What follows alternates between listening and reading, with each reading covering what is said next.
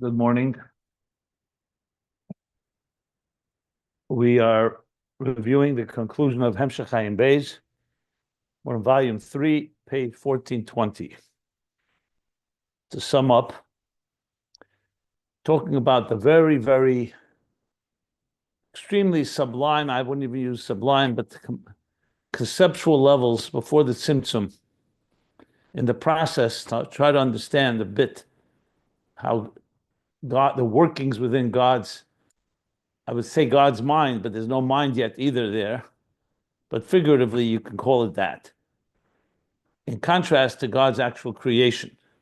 So there's the energy of the divine as it manifests in creation, and that's what we see. We see the product. But if you were to think about the artist before he created the art, or the composer before he composed music, or the author before he wrote a book, what's going on in the inner workings as it's being planned, so to speak. So even that is not an adequate example, because you could say those are more the higher levels in the shtalshelus itself. But somewhere we can talk about that lifnei tzimtzum, which would mean that in once God said, "I will manifest in a form of consciousness or awareness," or we call shmoi, a type of a form of a concept of expression. In that expression develops stages. Again, lack of a better word, that we're discussing here. And to understand the stages before the tzimtzum, the Rebbe Rashab is using a Maimer in Torah from the Alter Rebbe talking about the stages after the tzimtzum. So after the tzimtzum is informing us of pre-tzimtzum, which is obviously makes total sense. You want to understand what's going on behind the curtain. First, you need to see what's going on this side of the curtain. It's like you look at the art, and from the art, you come to extrapolate to understand what the artist is like. And then you could understand how the artist created the art to the point of what's going on within the artist's own inner sanctum. Again, as you see, all these words are really inadequate. They're what we call a shachiches ha'ezen, as much as we're capable of speaking about it. And ultimately, as I've said many times, it comes down to each one of our individual avodah to be able to really internalize it, to understand it. And the best examples, I go back to the development of a fetus, to love a relationship, a loving relationship between two people. There's the external side of the relationship that can be defined. There's the deeper, more intimate parts that can't quite be described, but they're nevertheless there. So with that said, so what are the levels? So we're going to learn 3 levels ultimately, but for now, let's keep to 2. What he called before the tzimtzum, aleis haratzon and lamayla ma'aleis haratzon, sometimes referred to koydem aleis haratzon. Obviously, everything here is in conceptual. There's no koydem as in time. It's happening as we speak. Just like the flow from our inner nefesh is happening right now as I speak to you. It's coming from the inner nefesh as it expresses itself. So this is a constant process. And the difference between the two is, one, you can at least define that God is envisioning existence. Shir asmei b'koyach, the words he used. Eses Sefiros hagnuzis, with the level of Goliv Galifu B'tirei Law. And in the context of what we've been learning here, it's oisius.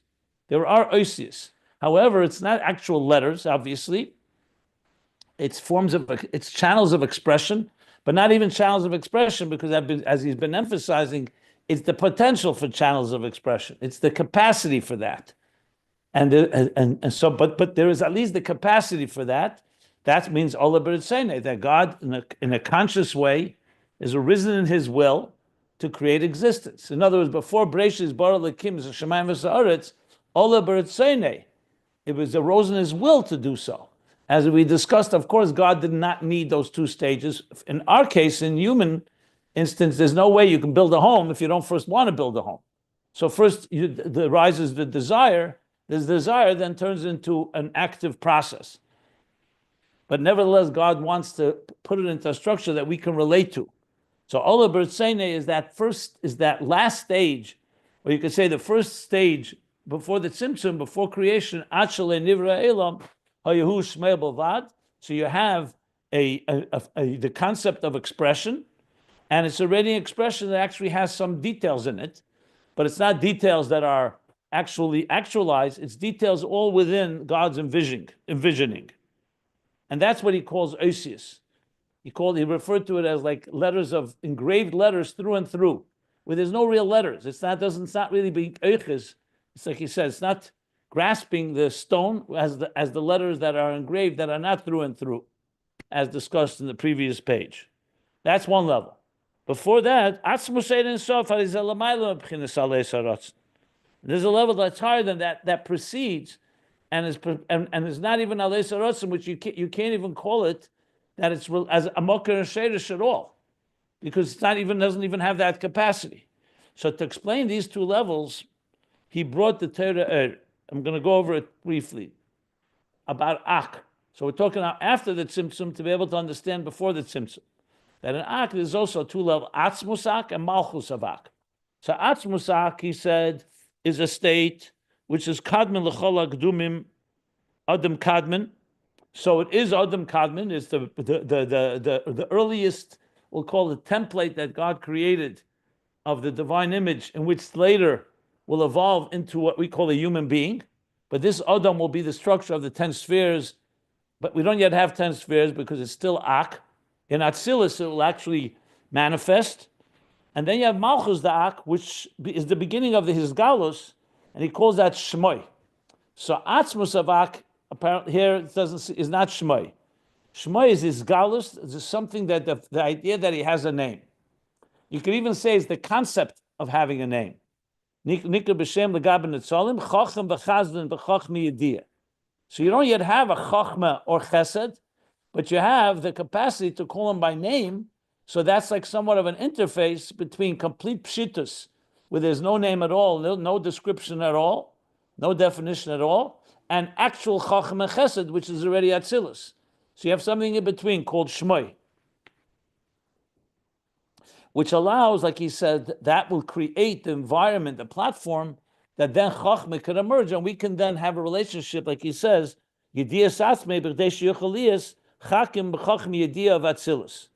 So it's a stage before Atzilus, but it's already outside. It's a level lower than Atzmus of Ak.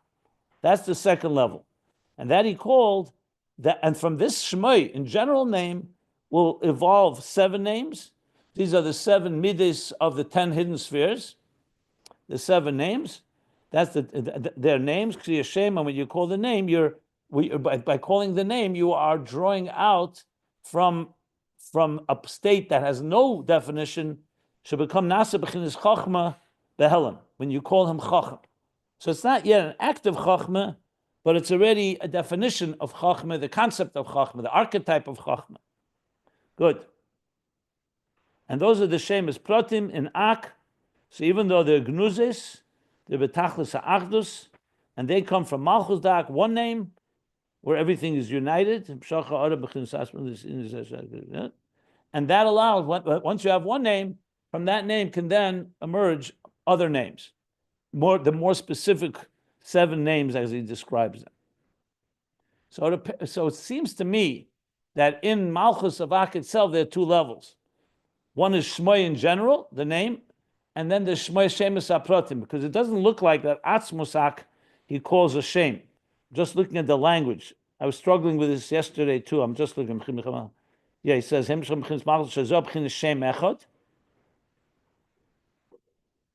then will come the other names. Okay. Then comes the Kamoi Kaim, which we learned from this. Let's now apply it to Lifnei Tzimtzum. And I'm just going to choose select lines just to explain it, summing up what we learned. So he says, Kamoi Kaim, you've made it, says Lifnei Tzimtzum. Kina Shmei HaGadol, which is the Hoyahu Shmei Bovad, like he said, Shmei HaGadol. It's not just Shmei, it's Shmei HaGadol, which will become important later when we talk about the Hey Shmei Rabbah. Amin Hey Shmei Rabbah. Shmei Rabbah, Shmei HaGadol, the great name. That is the Gili Mina Atzmus. Means it's already a Gili from Atzmus. It's not Atzmus that's removed from expression, because that's the whole point of shame. A name. Whether there is someone to call him by that name, and whether there's actual specific names is not relevant yet. That's a later stage. But the very concept of expression has been now, that Shmei HaGadol. So Shmei creates the environment. Think of the field of energy that we call expression, where there is now capable allowing for an oyer that will then emerge, that will be called a sheresh shemaker for Sefiros, b'chinas kriya Shemos. So the first step is the Shmei HaGadol. Ub'chinas Shmei HaGadol ub'chinas Shem echad levad. Hainu l'mayla from the sinas mokim. It's not even considered to be giving room for the detailed levels. It gives room for the detailed levels. Like we spoke about the concept of a concept. So it's leaving room, because it's expression, it's leaving room for ultimately expression that will become a source of existence. So that's Shmei HaGadol. So it's it's like this. Gam b'chinas mokim, and zel ma'ila daim gam b'chinas mokim is madregas pratz. Hakakol b'chinas achdus mamish. It's all achdus, but it's a shame. V'zeh shehu l'ma'ila daim b'chinas aleis harotzen. This is the level that's considered koydem aleis harotzen, l'ma'ila aleis harotzen. And from this Shmei HaGadol will then come the next level. Shemos v'ha'oris liyas mokel Sefiros, that will actually have names, which this is now considered the 10 hidden spheres, the level of aleis harotzen, where here you actually have the Shemos, which will become a mokel for the spheres. Now I'm troubled by one thing, if I may bring it up, which is earlier it seemed that Atzmus Ak is higher even than Shemoi, even in one name. And everything starts in Malchus. So why did he bring Atzmus Ak when he's saying now that Kedem Aleis Harotzen is Shmei, and Aleis Harot, the next level is the number, is the different names. So you could either say he just brought it for the complete picture, or maybe I'm wrong in my assumption, maybe Shmei, one name, is Atzmus Ak. It doesn't sound like it. Even though Adam Kadmon is a name, let me just see. He keeps saying, Malchus the Aku b'chinas Shmei. He's gone nikra b'shem l'gabe notzalim. So I may need to go back to Torah and look inside the Alter Rebbe's Maimer and see if I can figure that out. But regardless, there are two levels here. One name, one singular name, which is the general concept of expression, and the second is the Shemos Pratim, specific names. The first one is completely removed, even though it's already expression, meaning it's an expression of the divine, but not yet connected to details. And the second level is already coming down into specifics, even though it's still God envisioning it, so it's still only names, meaning it's not yet spheres, but now you have a specific name, like Chochmah. When you say 10 hidden spheres, that includes Chochmah, Bina, but they're hidden, because they're not yet defined. And in this case, they're still like names. That's one of the ways you explain the Sefiros Segnus. It's only like names that you call someone, like descriptions. It's not actual attributes. From there will evolve the attributes after the Tzimtzum in Atzilus.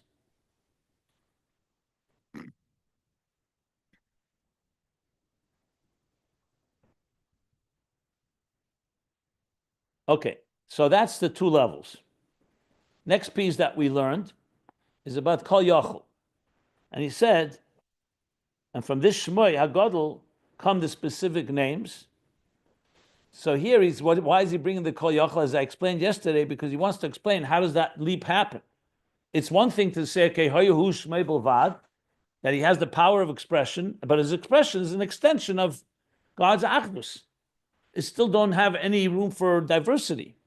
But the fact is the Kol Yochel means that he has the capacity, just he has the capacity to shine in a seamless and shapeless way, to express himself that way. He also has the power to express himself in specific names. And that's emerging from the Shmei Echad. And that's where he brings the Medrash, the large mirrors and the small mirrors, that it doesn't matter whether it's small or large, they all reflect the same entity. Which tells us, like he says, that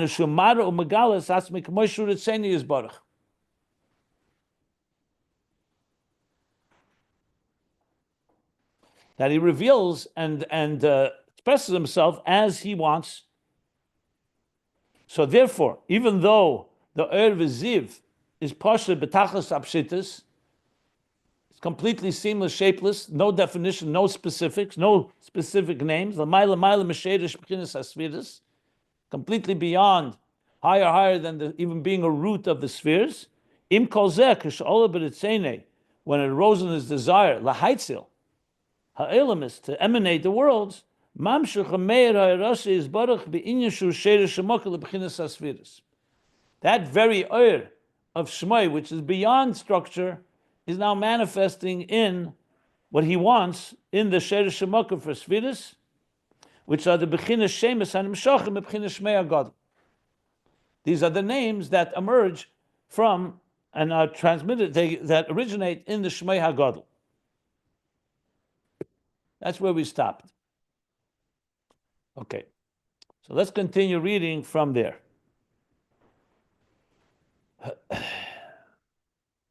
So it's like halfway down the page, the line begins, Chulu Hainu.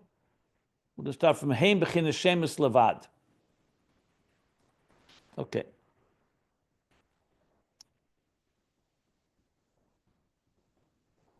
What page? 1420. Aleph Tov Chof. The pages, if you want to follow them, can be found at ayinbeis.com. Now he continues.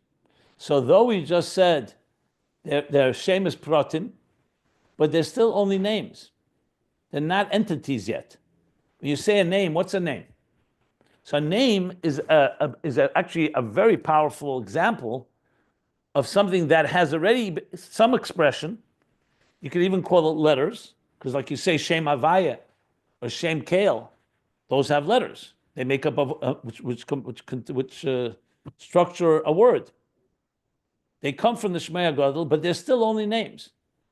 You can't call them actual attributes. V'hem b'chinas Shemos levad, v'hainu.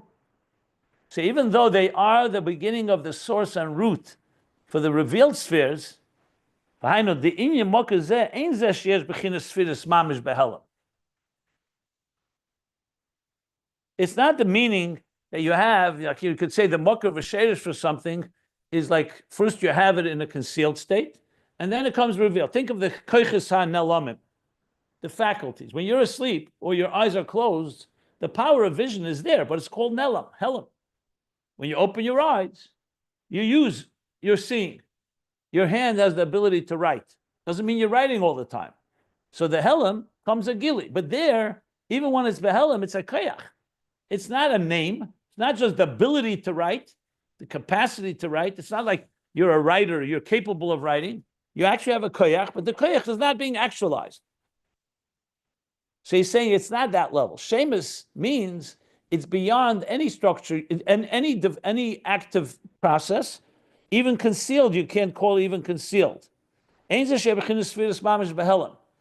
give us, where would you say the spheres are behelam? If Esses spheres are gluyas and atzilus is gluyas, and the Esses spheres are gnuzis, the way he's speaking now, not an ak, but a lifnei tzimtzum, or even an ak, lifnei tzimtzum, are concealed like names. So is there a level where there are hidden spheres? So he says yes. In Keser, we say that arich is reish lenatzolim. Chachmas Tema, for example, is not a name. Chachmas Tema is an actual entity called the supraconscious. You may not be, we're not conscious of it, but it absolutely exists. So the fact that you're not conscious is because it's concealed. From there will come Chachma Gluya, revealed Chachma. That's the level of Chitzenis HaKeser, sheyesh sham b'chinas sfiras behelam. There are spheres, but they're behelam, like Keiches Nalamim. Here we're talking about a level of Shemos, ukmoel derech mashal, esis achkike. He's talking about the lower level of esis achkike. We learned earlier that the lower level of engraved letters within the oyer itself, within the stone, is the level of Keser. He said that. Lifnei Tzimtzum, he said esis achkike are through and through, which is a whole different category of letters. They're not really letters, like he explained. But here they are spheres, but they're concealed. So we have here the hidden spheres, like names that are not even concealed. You can't even call them concealed faculties. In other words, you have to call them names. They're descriptions, or capabilities, if you wish. The capacity, the archetype. I mean, the concept, the conceptual koiches, the conceptual attributes. Shem Chacham is not Chachma, not even Chachmas Tema. Then there's Chachma, like Chachma Stima, concealed, or for that matter, all the faculties that we have that have a concealed state. And then there's the revealed state in Atzilus. So he's saying, so even though it's Shemos, plural, that means there are specific, but it's all within God's envisioning it all, which is even higher than the Eisius Achkika of Chetzenius Keser, where there it is part of Keser, meaning Keser of the Eir, but it still has it's actual spheres, it's actual letters. There are letters in the engraved stone. Where here we're talking about something that's beyond that. Like he writes in Eitz Chaim, Shar Mem Aleph Pei Gimel. So that's close to the Eitz Chaim that talks about Yechida and Yachid that we learned earlier about Neshama. So he says like this: Ke'ein sham demus v'sfiris chas v'shalom. He's talking about these highest levels. He says there's no likeness. Ein sham demus, ein shem. Yeah, ein sham. There on that level, there's no likeness and sphira at all. God forbid. Because you're talking about a place where there's no shape and form. So then what is there? So here's how he explains it. Rakshi yesham nesinas mokim. Again, the word nesinas mokim. What you have, that in that godly divine state, where you don't have any specific details, he's giving room for it. He's leaving room for it.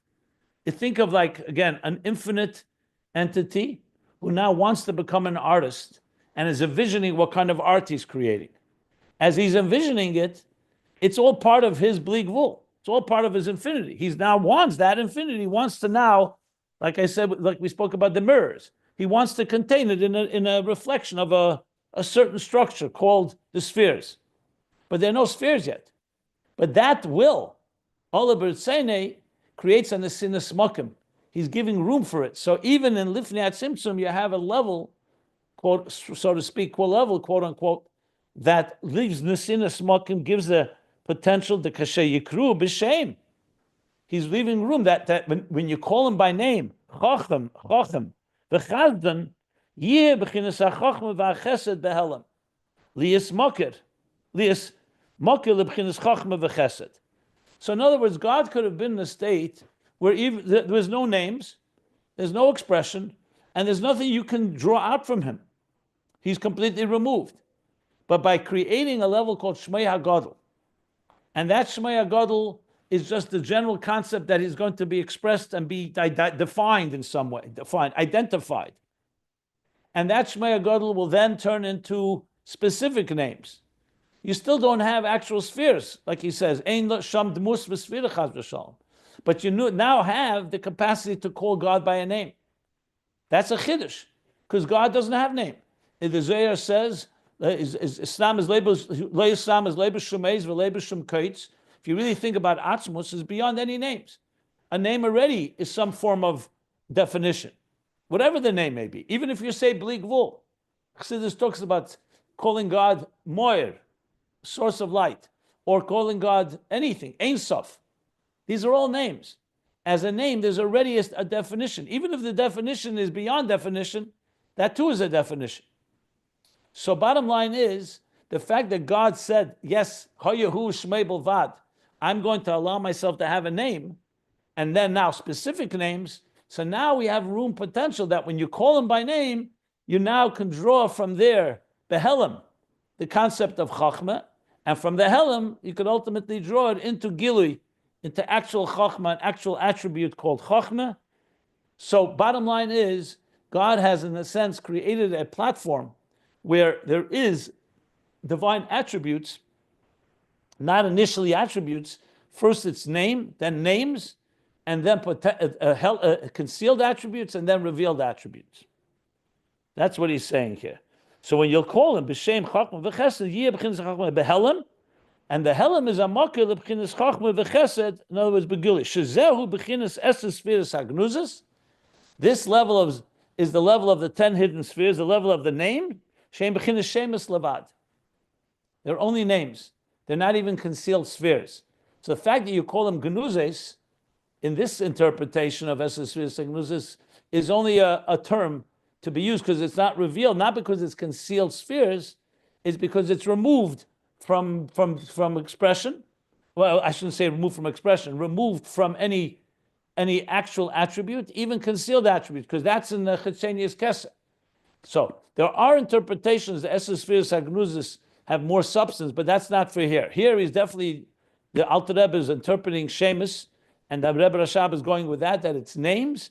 The names give the ability then to ultimately turn into actual attributes, but that will be after the Tzimtzum. Okay.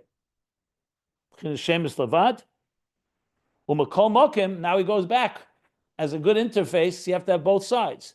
So now we've established that they're not actual attributes. They're only names. But they give the room for it. They give room for ultimately something emerging in a concealed state. And nevertheless, we call them Shemos. Makol Mokim ze b'chinas Shemos Lashon Rabif. It's not Shmei HaGadol Lashon Yachid. It's plural. V'nimshachim is Shmei HaGadol shu b'chinas Shem Echad. And they're drawn, they extend from the Shmei HaGadol, which is one name. So you see here a logical process. It didn't jump from Kol Yachol into existence. It goes, the Eibishter has now created first Shmei, a form of expression, general expression. That general expression breaks down into Shemos Pratim, specifics, but it's still not defined entities. And that leaves room now that you call them by name. Now you can then draw from that, and you call them a chacham, and you draw from that shapeless place, but it's still Shemos Lashon Rabim, so there's something that has become plural, but it's still not defined in any way until it's concealed. That's like Chetzenius Keser, and then from there, actual revealed spheres in Atzilus, in Atzolim of Chachma, Bina, Das, and the 10 spheres that we talk about, the revealed conscious sphere. So if you think of it back, let's go back. He doesn't use the word Yechelis, so I wouldn't use it here. Let's see where he's going to go. He's going to use the word Yechelis where it belongs. He doesn't want to use the word Yechelis because it's not. In general, you can call it Yechelis, capacity, but the level of Yechelis that you're referring to, I'm assuming you mean Yechelis that goes back into Atzmus. He doesn't call this Yechelis Atzmus. He did say Kol Yachol, but I'd keep away from the word Yechelis right now because it'll just confuse matters. Because relatively it's Yechelis, but it's not. But there is higher levels than this too, as we'll learn. Let me say this. So if you go back to the human example, the Etzem HaNefesh we said was Malaya Eisius, but he made it clear there's no actual letters there. It's only the power to express itself. But from there will come Shemos, the words that he's using here, names that you can say that the Nefesh has different faculties. But first, they're only names of the faculties. And then from the names will come actual hidden faculties, and then will come revealed faculties. So you could apply this and find within ourselves a similar process that goes from the Etzem HaNefesh all the way to an actualized faculty that we are actively doing something, walking, talking, writing, seeing, or whatever it may be.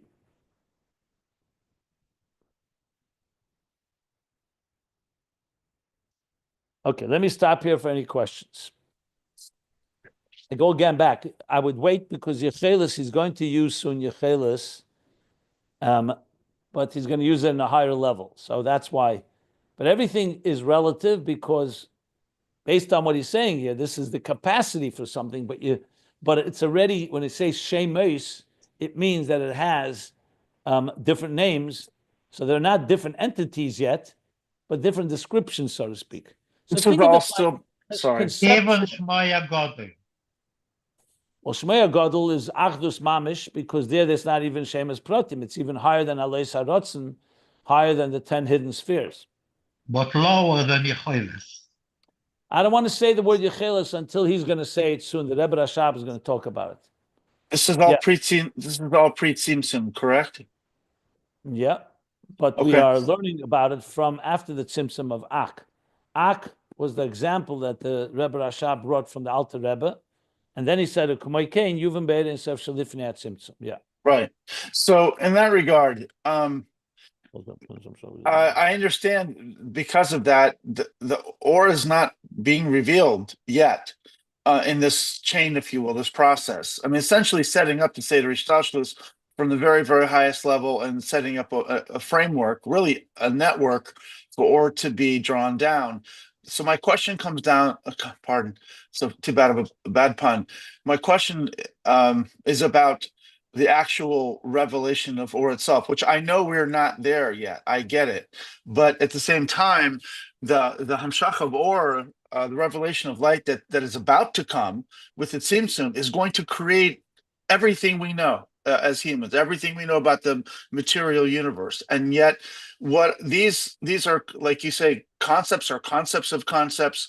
They're not actual. They're not expressed. They're conceptual, and so is it fair to say these are like channels or conduits? Like he's setting up this is a gross metaphor, like a power network. I use the best language I have to describe it, and I'd stick to the words I use because any other words may be misleading. But my question, I wouldn't use any of those terms. I would use the terms I use that he said.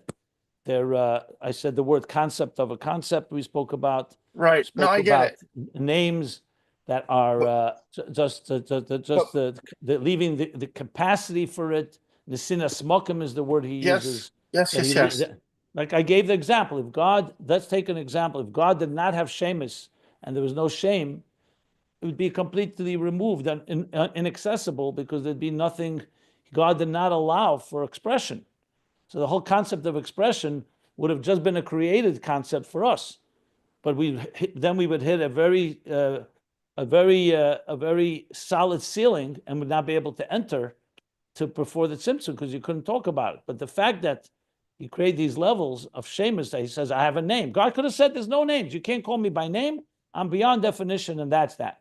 He says, so how do I access you? Just call, just pray to me. But God wanted to have things that we should be able to have handles to hold on to. So that's the spheres in general. Here he's going deeper. Where do the spheres originate? And that's the chiddush, that before the tzimtzum, God is creating, again, you can use whatever words that work for you. I'm using the words, the capacity, the potential, like I said, even Atzilus, the Alter Rebbe trembled. Lifnei tzimtzum is a whole different reality. Everyone's going to have to figure out what works in your own understanding of a level that is not a level. So I described yesterday, like, for example, quantum could help a bit because that's indeterministic states. Here it's even beyond indeterministic, but it's definitely not deterministic. So it's not even potential in that sense. But so whatever word, I actually hadn't even asked the question yet. The question is, there has to be a flow of light at some point. And so here we're talking about what do you mean by a flow of light, if I may ask? You mean like when you turn on a light in the room? Well, yeah, there needs to flow of light. The concept of a flow of light? What do you mean? When you're talking before the even after the tzimtzum, let me just say this. Even after the tzimtzum, the word flow of light is a very you need to explain what that means. It's not like sunlight on earth. It's ultimately a spiritual energy. Of course it is. It's so just here a we're metaphor. Talking about, but we're talking state, as I've explained before the tzimtzum. You can't call anything. There's no real descriptions. It's only concepts. The very next sentence is v'kol zehu b'chinas hamshach v'gili mina atzmos. Okay, but we didn't read that yet. I'm going to read it now. You want me to read that? Everything we just read is a setup for where we're going. My point is I haven't even asked the actual question. What's your question? So just ask the question. Okay. How does energy come from a concept? How does light come from a concept? Because it's not just about it's not just about relating to God. It's about the creation. I heard the question. Let me answer.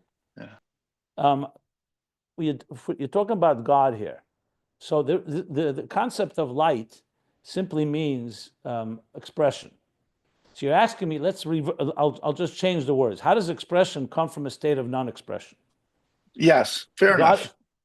That's God's power. He's kol yachol. He has the capacity to express. when he said when he desired Nesava Kadosh Baruch Hu Liyisleis Baruch Dira B'Tachtenim, that in turn triggered a whole series of processes. That first there'd be the very concept of concept of expression, that there is now not just built in Metzias Nimtza, but Metzias Nimtza, and that in turn would go through stages that we're discussing now, to the point where expressions, Shemos, Lashon, Rabim, the very concept of Shmoi is what he's trying to explain. It's not an entity, because what's a name? A name is nothing. Name is just a name. It's not an entity yet. There's no attribute, Chachma. It's a name. God said, I'm creating a name. I'm creating the concept of a concept of a concept called Chachma. And when you'll call me by that name, you're going to draw out from me a specific attribute called Chachma. That, when we'll do that, that will be an Atzilus after the Tzimtzum, because without a Tzimtzum, there's definitely not going to be any specific attributes.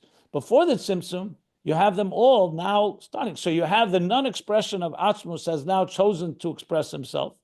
How much he's chosen to express, we've already learned, Loize Iker Elikus. That's why it's called Tachtena Shebemaitzil or Tachtena Shebebeira. Because that's not even expression, doesn't necessarily mean he's expressing everything about himself.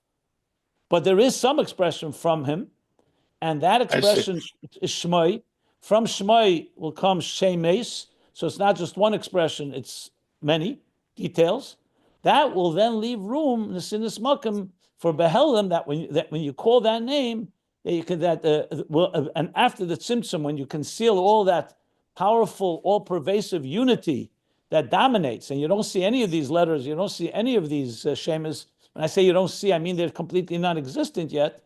That will start emerging first in a concealed way, in Chitzenius Keser, and then in a revealed way.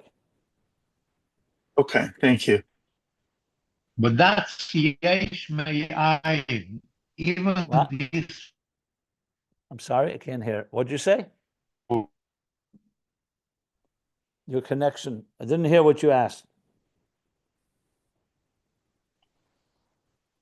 Okay. Level that you said now is Yesh Me'ayin. It's not Ilov Olu. It's the expression. You didn't hear me? I hear you. Why are you bringing Ilav Ol and Yeshmai in here, if I may ask? No, because this highest expression that you said is also, it's not a natural expression. This is something that Hashem created.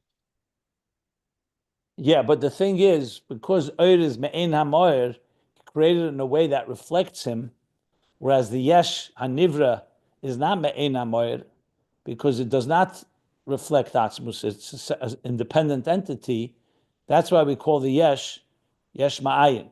But in Inyan and concept, it says in some Maimonic Chassidus that Oir, compared to Atzmus, is also a Yesh Ma'ayin. However, it's not created like a Yesh, it's created like an Oir. So therefore, it has properties that reflect its source, whereas a Yesh does not reflect its source. So that would be the answer to your question. In the beginning of Ayin Beis, he talked about that relatively at length, whether Oir is Yesh Ma'ayin, whether Atzilus is Yesh Ma'ayin or Gilead Helam. So the truth is, it has both elements. On one hand, if we compare completely to Atzmus, everything is Yesh Ma'ayin.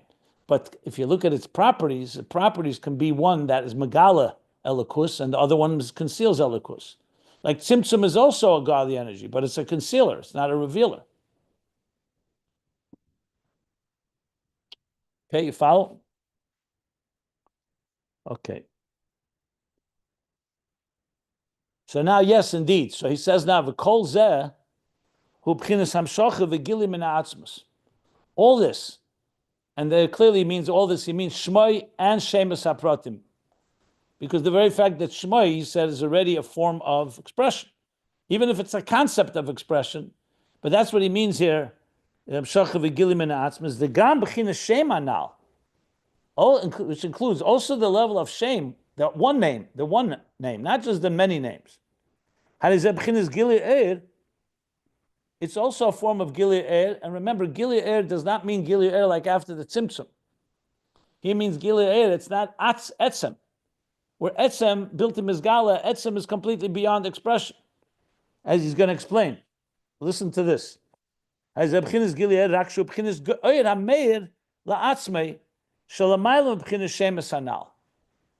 now he's explaining that there's two levels of gilui and expression. One is expression to yourself, not to another, even though there's no other here. But conceptually, if you remember, he said from Likutei Torah, machshava, before the Tzimtzum, and there's dibur beinei lebein atzmei. So he says there's this level, so it's a gilui she'ena in the mela atzmei shalamayla b'chinas Shemos hanal, which is higher than Shemos hanal.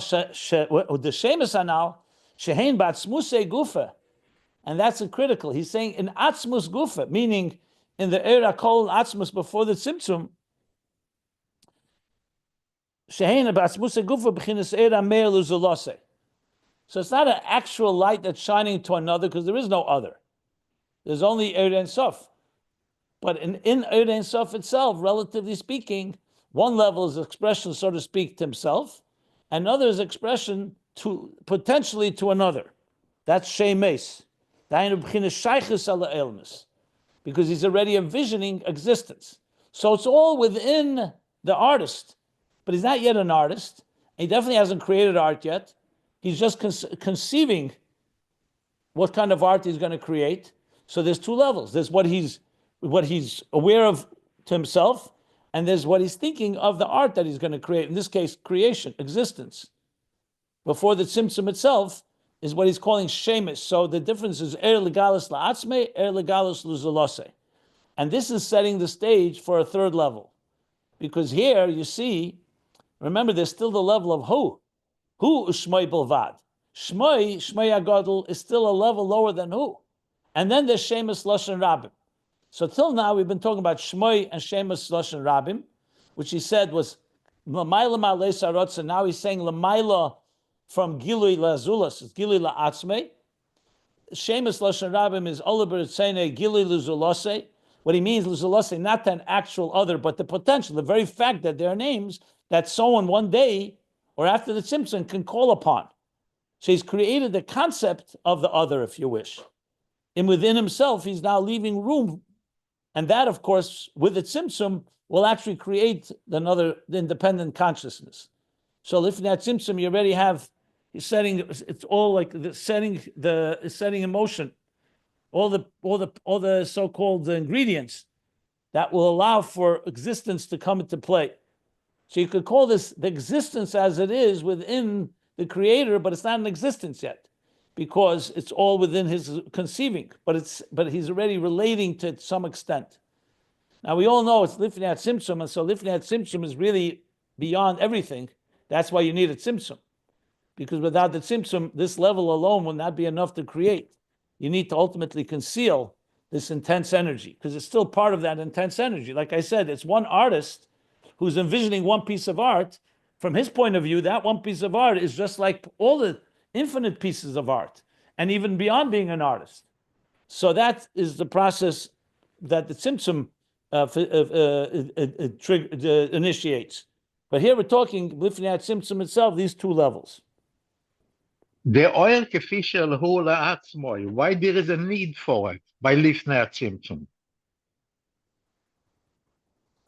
Does anybody want to suggest an answer? Because I have talked about it quite many times. Any thoughts? I understand the achar Tzimtzum, but the Lifnei Tzimtzum. So you're talking about the Eir La'atzmei, right? Yes. So I just want to know if based on explanation in the last few classes, can anyone wants to volunteer an answer to the question that was just asked? I'll try to take a stab, because speak in terms of time. Then he did this, then he did this, then he did that. Time only exists. but that's not his question. It's all conceptual. That's not his question. Does it No, have to do with the sun in and the terms body? with people, and only with and when there's people. He's asked, why do you need the level? Why can't it just jump from the etzem to the gilui lazulose? Why do you need the gilui la'atzmei? That's what he's asked. Go ahead, Yisrael. because he's setting up a a method of expression that because he himself cannot be revealed in his essence. More importantly, there needs to be he wants us to be able to relate to him.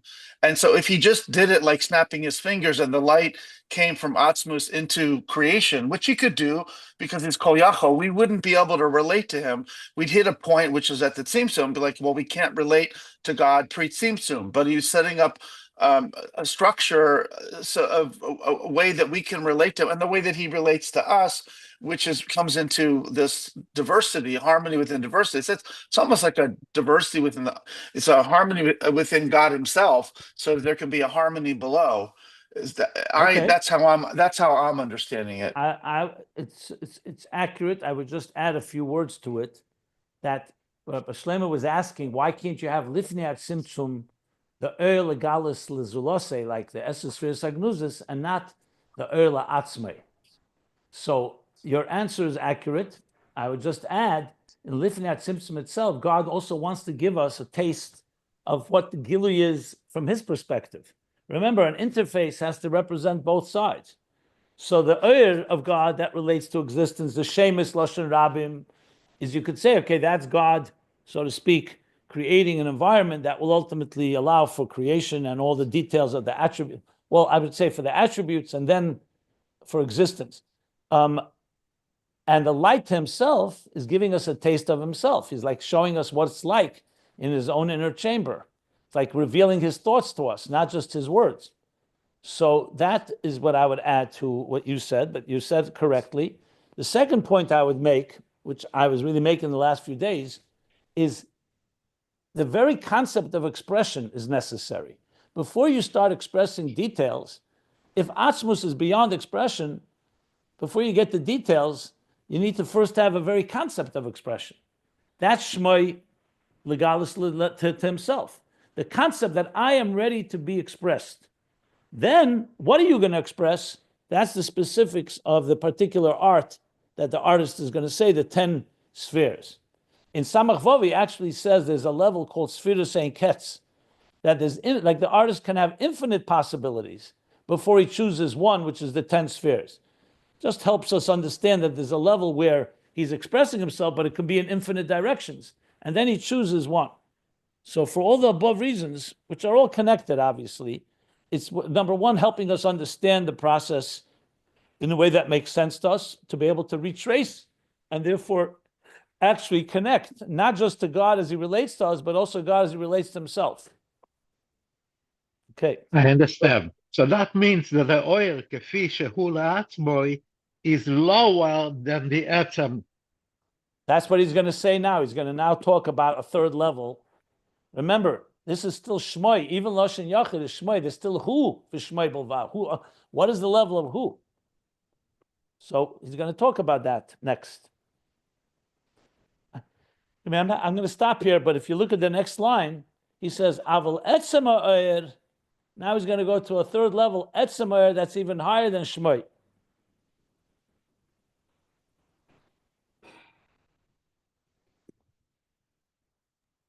Or a kolabatz muso.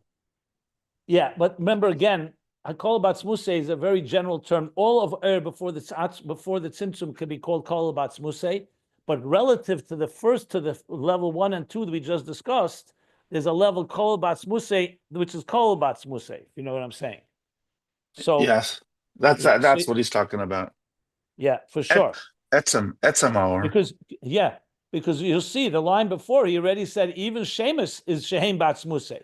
And he said it earlier. If you look earlier, he said, I hear you. He started the whole subject, if you recall, he said, after he finished with Keser, on the previous page, he said these words. I'm reading like two-thirds of the way down on page 1419. So I explained there, so the before the Tzimtzum very often is Kol Batzmuse, because everything before the Tzimtzum is Kol Batzmuse. But then when you, you shine the microscope in before the Tzimtzum itself, you break it down even further. It's like going back to the cells is maybe the best example. that when there's one cell, everything is in there, but you can't see it.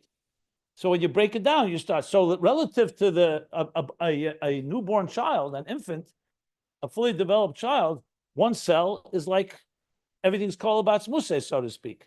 But the truth is, the cell is not really kolabatz museh, because in the cell itself there are levels. So it's always microcosm, macrocosm. And again, we have to all use our level of abstraction to figure out how do we distinguish between different levels of a kolabatz museh, if you wish. Like, it's like, I think I gave once an example. I don't know if I gave it in this class. Let's say you're sitting, you meet someone, and you begin to hit it off. Have good communication, and you start getting to know the person. And years later, you become best friends. What's a best friend? So besides all the virtues of a best friend, where you have someone you can trust and someone you can communicate with, you also understand each other to the point you don't have to always spell things out, right? You don't have to always say something, because someone that knows you well gets it. They get you and you get them.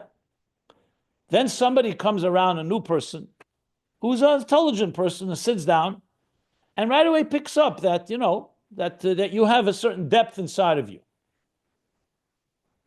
And they come to realize, wow, this person has more to them that meets the eye. So how do you compare that depth to a newcomer, to a friend that you already have for 50 years? So relative to the person, you'll say, it's kolabatz museh. His deeper secrets, I know there's depth there, I just don't know what they are, but I recognize it. Whereas the person who knows him really well will say, you want to know kolabatz museh? It's a whole different level than you think it is. Because I know this person for many, many years.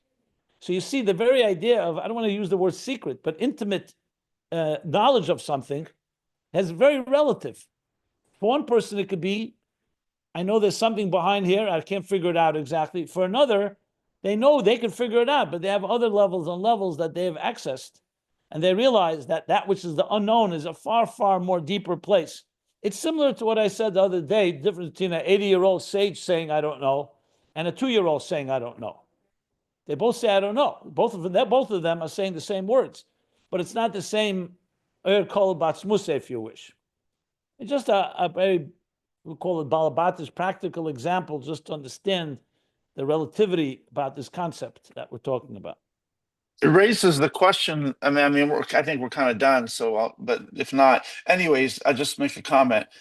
It is a question whether you can ever really know someone, because if our neshamas are drawn from this ultimately sourced in this highest level, which is essentially not knowable, because there's continual layers of abstraction, ultimately, and we're mamish. So at the end of the day, you can't really fully know someone's neshama, it seems, because it's tied, it's linked to God. Well, but since you're also linked to God, if you link to God, then you can link to the God within someone else's neshama. Oh, that's beautiful. That's number one. Number two, remember that, as I said the other day, even a mashal, when you give an example, and then you qualify and you say the example is not adequate, that's also part of the example. So you could say, for example, we have wisdom, so I know from that some of God's wisdom. Then I come to realize, one second, as much as I get God's wisdom, I realize his wisdom is far beyond my own. That awareness is also part of the wisdom that you gained. In other words, God's so-called beyond is also embedded in his relationship with us. Somewhat like we said about the mirrors, that even the full capacity of God's infinite and undefined state can also be, by God, can package it and embed it within the structure of existence, because for him the structure is not structure. For us it's a structure. For him the structure is just part of his absolute pshittus. If you see what I'm saying. Yes. So there's a lot more here. So so I would say to you, there's different ways to relate to God. You can relate to God al pitam v'das. God blessed me today with life, with health. He gave me food, so I thank him. That's God that you relate to. Even there, you could probably, if you start thinking about it, realize that God is beyond us. but it's relative. Then you start realizing there's a level like we spoke, Soviv Kalam, and beyond us. And all that becomes, as you grow, becomes something you can internalize. So it's just different ways of knowing God. One is knowing Him directly, one is knowing indirectly, Yediyas Achiv, Yediyas Ashlila. And then that's exactly when you learn all this, even if you don't fully grasp it on the terms of what's called Mamala Kalaman, but you're still grasping it in a different, like it says, Les machshavet tfisa beklal. No thought can grasp Him, can grasp you, God. Except the desire of the heart. I can't grasp you with my mind, but I can grasp you with my heart. So it's another way, it's learning to broaden your horizons. That relationship is much more than one-dimensional. It's not just, I have to understand you to love you. No. There's some things I understand, and some things are perfectly fine, that there's a mystique, and I love it equally, and it could even be more profound, frankly, if you don't always understand. So Very nice. can we say that all of these levels, not only just for us to know God, but to be aware of what we don't know and how Yesh Me'ayin created. And it's just the dots for us to trace, but actually it's only lead us to know that we cannot completely know what is it. Rabbi Yosef Albo, in his sefer called Sefer Ikrim, the book of, I guess, fundamentals, Ikrim or whatever, he writes expression, which you may have heard, Tachlis hayediyah shaloi neda, or shaloi neda'acha. Tachlis hayediyah shaloi neda'acha. The ultimate of knowledge, he says, is not to know. In other words, so the simple meaning of that is that ultimately, when you grow in knowledge, you come to realize how much you don't know. The more you know, the more you realize how much you don't know. But there's also interpretation that the ultimate of knowledge is to know the unknowable, which means you expand your mind to the point where you can start knowing the unknowable. Because there's, again, with broader tools and more refined tools, you can get to that point. What comes to mind when you just mentioned that is, I think, also the exercise of humility. If we had grasped God in every possible way, and there was no mystique, and there was nothing beyond, there was no er legalis la'atzmei, what would it do to our egos? So it's healthy for a person to realize that reality is always going to remain, as much as you can contain it, something will always remain beyond you. And that is also creates, I don't mean humility versus arrogance. I just mean it keeps you honest, and it keeps you realizing that truth is always going to be greater than what you think it is, and reality. And it's a very healthy process that never stops. It's not like, we'd love to believe that we come to the end of the road, we can retire, go to the beach with a cigar, and now experience Ein Sof, and that's that. But we're told, Talmidei Chacham or Tzadikim, Ein lehem menucha lo be'olam hazeh v'lo be'olam haba. They have no peace, not in this world, not the world to come. Many times when I share that, people say, oh no, I thought there's going to be an end where we will have vacation, we will have menucha. So the answer is you will. Yom shekuli Shabbos menucha, but your menucha you'll be at peace with the fact that you're not at peace.